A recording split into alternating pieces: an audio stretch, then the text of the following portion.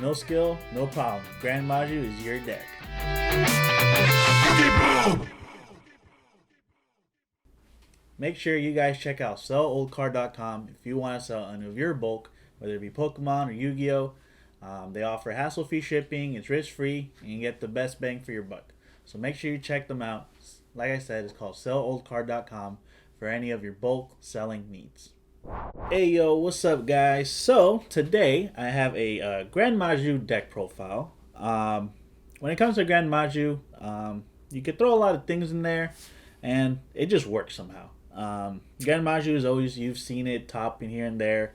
And it gained a lot of popularity, you know, because of Yishan. Shout out to Yishan.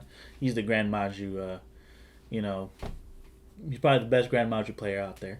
But yeah, Gren Maju is just always a deck that if maybe if you ever want to start playing Yu-Gi-Oh, it's a good deck just to start out with, just so you can start learning how things work. Because there's not, I don't want to say the skill level is low. It's just that it's just there's one thing to do, and it's to summon Gren Maju. And you try to hit your opponent really hard, as hard as you can, and yeah, it's really what it is, just a beatdown deck. There's a lot of cards in here that just help make it annoying for your opponent to get around stuff. And yeah, let's go ahead and dive right into it.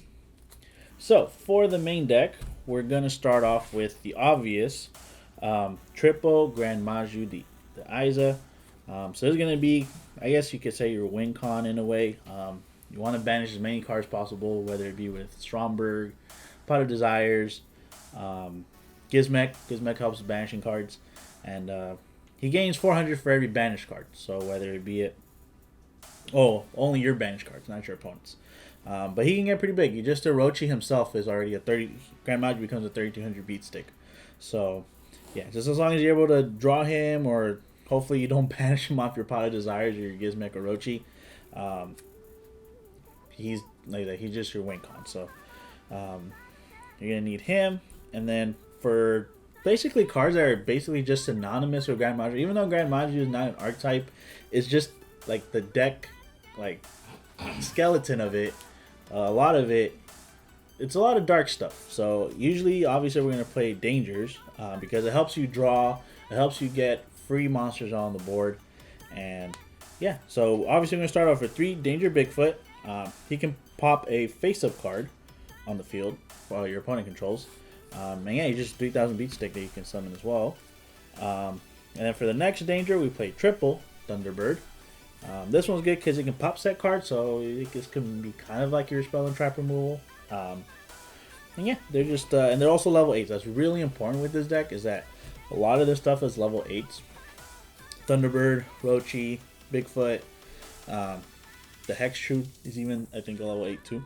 So it just gets out rank 8 plays really easily. And then for the last danger, we play 1 Jackalope. Jackalope's just good. I was thinking about running Nessie in here, but I decided to take it out just because you don't really want to search your dangers. You want to summon them out as easily as possible. You don't want to keep doing the whole thing with the card, you know, not reveal your hand, but you know, you have your opponent discard something, because sometimes there are some cards that you do need in your hand, where there'd be like any power spells, or like, you know, you don't want to discard your 1 Gren Maju that you got in your hand.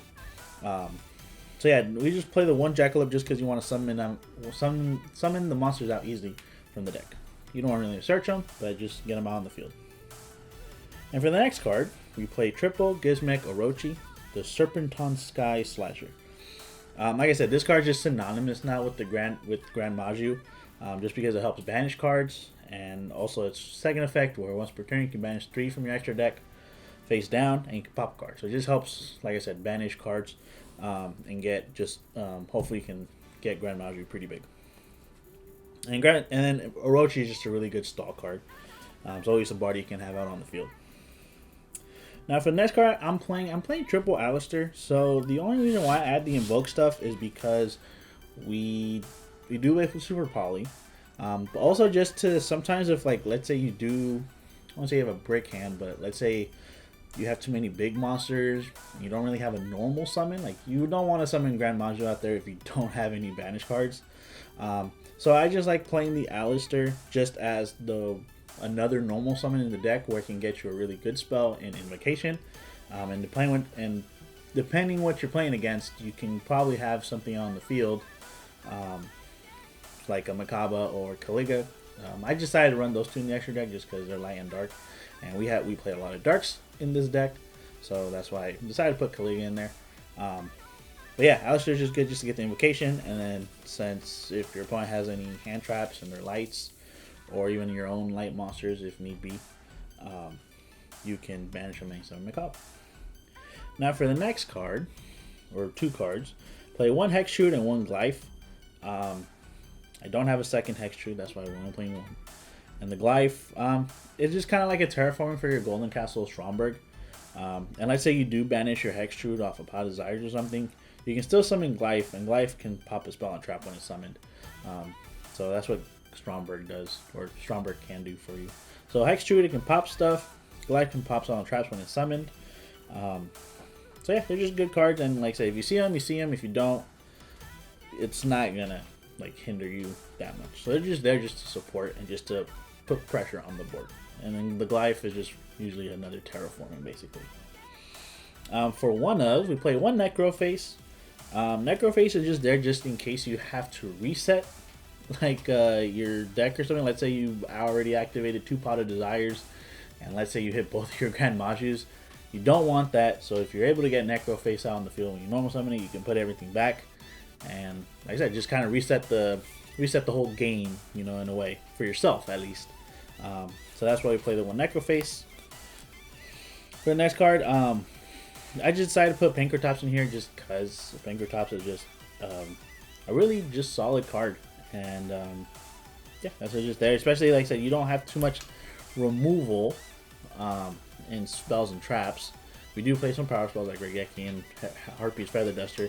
So Pankratops is just there if you really need to get rid of like a Floodgate or something. That's what he's there for, and he's 2600, so you can get over a lot of things as well. So now, guys, we go on to the hand traps. So if we don't play any hand traps in this deck, or if you don't want to play any hand traps in this deck, it'd be a 40 card deck. But I decided to add all these hand traps into the deck, so we'll make it a 50 card version. So for the first, we play triple Nibiru, because usually you want to go second with Gren Maju, because there's not really too many first turn plays you can do in Gren Maju. With Gren Maju, for me, I feel like it's more kind of like a read and react kind of deck, where depending what your opponent does, from there you try to then start picking off their cards one by one. So that's why I played 10 hand traps. So we played triple Nibiru because you don't want to get, if you want to get rid of your opponent's board. We played triple Ghost Bell because one thing I've noticed is that, you know, there's a lot of times where your opponent recurs stuff from the graveyard, or they summon something from the graveyard, and they just keep going from there. So Ghost Bell has been added to the deck just so you can stop your opponent from extending. It'd be better, obviously, if you can stop them in their tracks when they're trying to search for something or whatever it be, like with Ash or something. But sometimes just them extending is what can hurt you. So that's why we added Ghost Bell, just because it can stop some maybe summoning from the graveyard or something like that. And then for the last 4, we played double Ash and then double Valor. So just doubles for these because you don't. Ashen is kind of losing its value a little bit. It's still a really good card. And then Valor as well. It only stops during the main phase, which kind of sucks. But it's still a good card.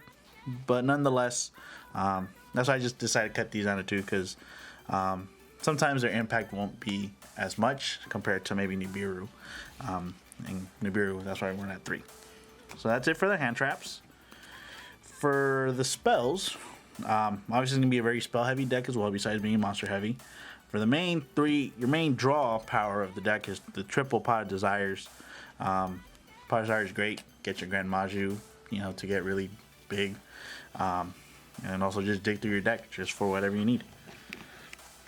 And then for the next card, we played triple Golden Castle Stromberg. This is also another way to banish cards to get Gren Maju really big as well. And also the fact that you can summon something from your deck, as long as you haven't banished your Hextrude or your Glyph.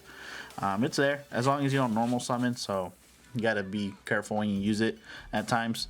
But other than that, it's just a really good card. And also the other thing that they forget about, or people forget about this card, is the last effect, where if your opponent attacks, you get to destroy that attacking monster and they take damage to the attack. So like I said, your opponent will forget about that effect sometimes, and then they'll try to attack you, and then next thing you know, their monster gets destroyed. For the next spell, we play triple super poly. We play a lot of darks in the deck, like I said earlier, and this just helps just to get, you know, pressure on the board, or you can also use super poly to get rid of your opponent's stuff if you're playing like a dark heavy deck, or we also do play Earth Golem at Ignister. That's good for if you're playing any Link heavy deck or Cybers heavy deck, i.e. Salamangreat. Salamangreat's still running around a little bit. But yeah, it's just super poly, just good just for that interruption play. For the next spell, we play double Invocation.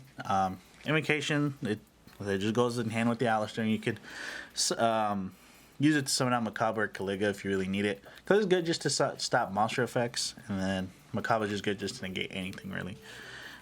So that's why it's there.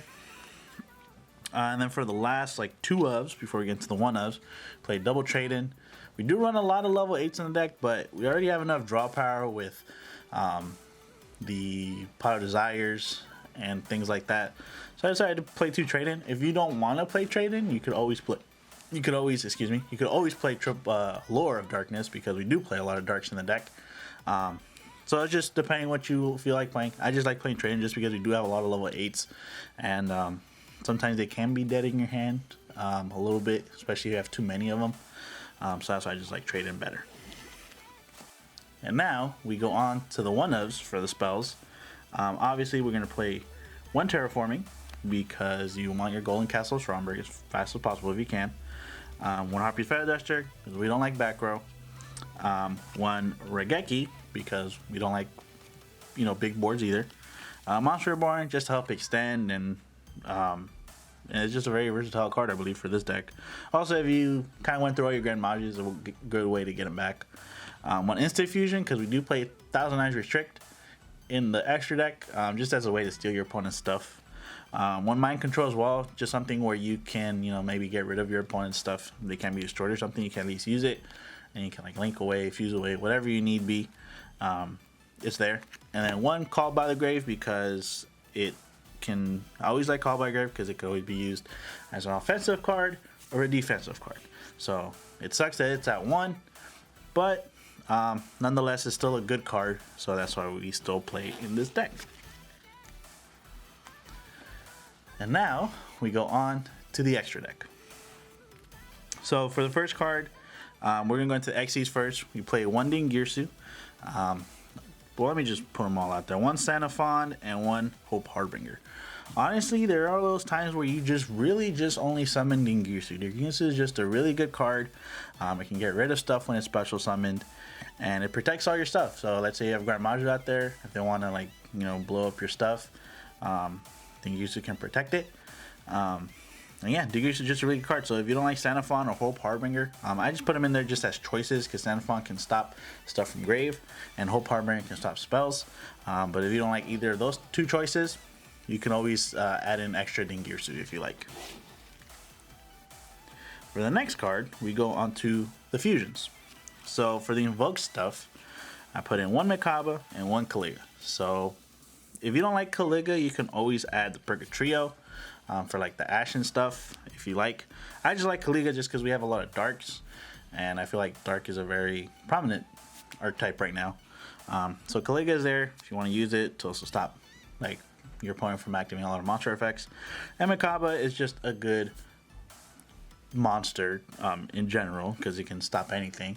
So yeah, those are my choices for invoked, but like I said, you can always change out Caliga. Probably, I mean, Macabre is like the one you'll use most, but Caliga you can always switch out for like Purgatrio, or if you want to use Raijin if you like. Whatever you feel like is necessary, you can switch it out. For the instant fusion target, like I said, we do play 1000 Eyes Restrict. It's just good just to get rid of one of your opponent's monsters. So that's why it's in there. For the super poly targets, we got 1 Starving, 1 Predator Plant, Dragos Depalia, and Earth Golem at Ignister. So Starving Venom is good for any dark attribute based deck. Dragos Depalia is good maybe for like any fusion based deck. And then Earth Golem, I like Earth Golem just for those link heavy decks because he needs a Cyberse and a link monster. And also any like Cyberse. So like let's say they have 2 links out, and like let's say one of them's like an access code or something like that, or I think IP Masquerade is also a Cyberse, if I'm not mistaken. You can use it to link, or you can use it with Super Poly to link their stuff off so they don't get to link summon. So that's why I really like Earth Golem in this deck, just because it gives you a variety for what you can summon and also what to get rid of from your opponent. And now we go on to the links. So I'm gonna just put these out there. This is the Nightmare / Access Code package, as I like to call it. So we obviously play one Cerberus, one Phoenix, one Unicorn, and the Access Code. If you're able to link up, or if you're able to like snatch steal any of your opponent's monsters, like mind control or something like that, you can go ahead and link up, and then you can summon Access Code if you're able to. Or even if just the way the game's going, if you're able to link a little bit, you can always get Access Code out there. So, but yeah, they're just, Nightmares are just always good generic cards. If you don't want the Cerberus, you can always add something else if you'd like. But I just like having this just to have options, because with Gren Maju, you don't really need the extra deck too much, but there are those times where it just helps out. For the next link, we have one Blackluster Soldier of Chaos. This is not mine, this is Joe's, but in a Gren Maju deck where you have a lot of level 8s and stuff, Blackluster Soldier is just a really good card, because then it makes your opponent have to think about what they can do to try to get over this card, because this card is really annoying if you're able to use one of the dangers, not Jackalope, to summon it. Can be a really oppressive card, and can get really big as well. So that's why we play the one of. Obviously we can't play this because it's really expensive. You could always switch out for another, like a Link 4, like maybe like Apollosa, a little bit more budget friendly if you like. But if you do have access to this card, I do recommend playing it for the Gren Maju deck. And then for the last one, one Borosword. You're going to see this in a lot of my deck profiles, Borosword just being included, just because you just want to end the game and you don't want it to drag out, especially if you're limited resources at a certain point. So Borosword is just good just to end the game. But that is it for the deck profile, you guys. Let me know down in the comments what you think about this version of Gren Maju. It's not really that much different, I guess, from all Gren Maju decks, but Gren Maju, just like I said, it's a good deck. If you're new to Yu-Gi-Oh, or if you're returning to Yu-Gi-Oh, I think it's a good strategy to help you ease into playing, because there's just one thing to do, is just summon Gren Maju and attack for game. But yeah, I do recommend, like I said, I do recommend it for any newer players or returning players, because the skill level doesn't have to be too high for this deck, and then you could always tailor Gren Maju to however you would like to play it. So that's the one great thing about the Gren Maju deck. So, but yeah, like I said, make sure you like, subscribe, follow us on our social medias on Twitter, Facebook, and Instagram. Make sure you check out selloldcard.com for any of your bulk selling needs. If you want to get rid of any of your old bulk of Pokemon or Yu-Gi-Oh or whatever it is, make sure you check out selloldcard.com. It's risk-free. You get the best bang for your buck, and they offer hassle-free shipping. They make it really easy, so make sure you go check them out. Like I said, it is called selloldcard.com for any of your bulk selling needs. And this is Abe signing out.